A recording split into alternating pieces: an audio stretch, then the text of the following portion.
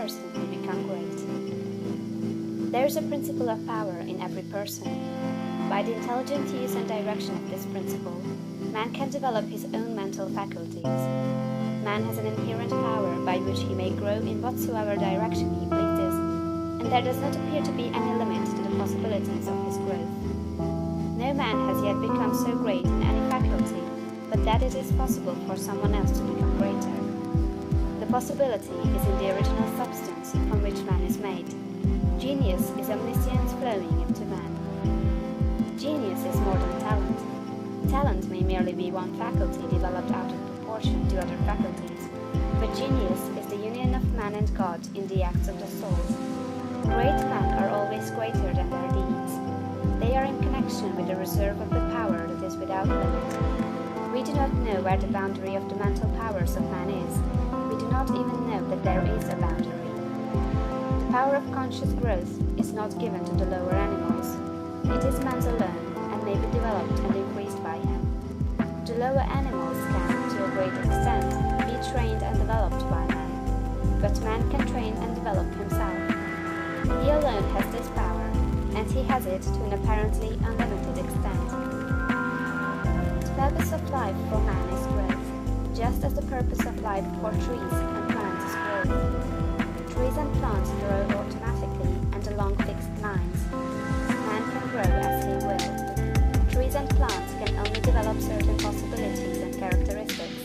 Man can develop any power, which is or has been shown by any person, anywhere.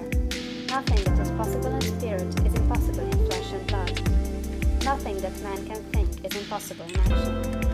Nothing that man can imagine is impossible of realization.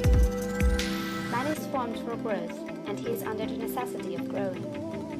It is essential to his happiness that he should continuously advance. Life without progress becomes unendurable, and the person who ceases from growth must either become imbecile or insane. The greater and more harmonious and well-rounded his growth, the happier man will be. There is no possibility in any man that is not in every man. But if they proceed naturally, not two men will grow into the same thing or be alike. Every man comes into the world with a predisposition to grow along certain lines, and growth is easier for him along those lines than in any other way. This is a wise provision, for it gives endless variety. It is as if a gardener should throw all his bulbs into one basket.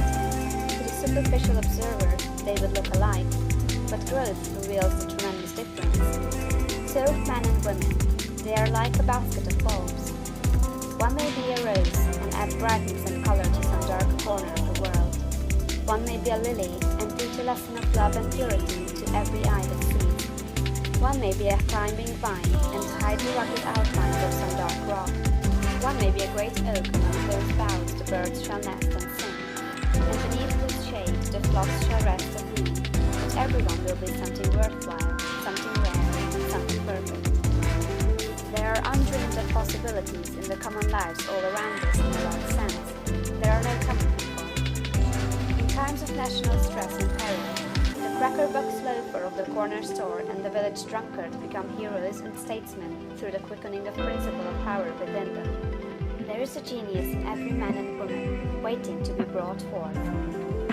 Every village has its great man or woman, someone to whom all go for advice in time of trouble, someone who is instinctively recognized as being great in wisdom and insight. To such a one, the minds of the whole community turn in times of local crisis. He is tacitly recognized as being great. He does small things in a great way. He could do great things as well, if he did but undertake them. So can any man. So can you. The principle of power gives us just what we ask of it. If we only undertake little things, it only gives us power for little things. But if we try to do great things in a great way, it gives us all the power there is. But beware of undertaking great things in a small way. Of that we shall speak farther on. There are two mental attitudes a man may take. One makes him like a football. It has resilience and reacts strongly when force is applied to it, but it originates nothing. It never acts of itself. There is no power within it. Men of this type are controlled by circumstances and environment. Their destinies lives are decided by things external to themselves.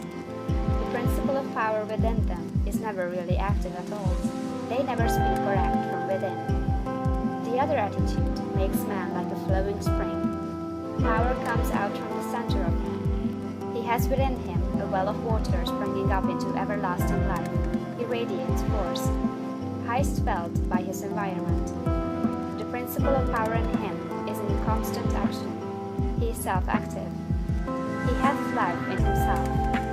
No greater good can come to any man or woman than to become self-active. All the experiences of life are designed by Providence to force man and woman into self-activity, to compel them to cease being creatures of circumstances and master their environment. In his lowest stage, man is the child of chance and circumstance and the slave of fear. His acts are all reactions, resulting from the infringement upon him of forces in his environment. He acts only as he is acted upon. He originates nothing. But the lowest savage has within him a principle of power sufficient to master all that he fears. And if he learns this and becomes self-active, he becomes as one of the gods. The awakening of the principle of power in man is the real conversion, the passing from death to life. It is when the dead hear the voice of the Son of Man and come forth and live. It is the resurrection and the life. When it is awakened, man becomes a son of the highest, and all power is given to him in heaven and on earth. Nothing was ever in any man that is not in you. No man ever made more spiritual or mental power than you can attain.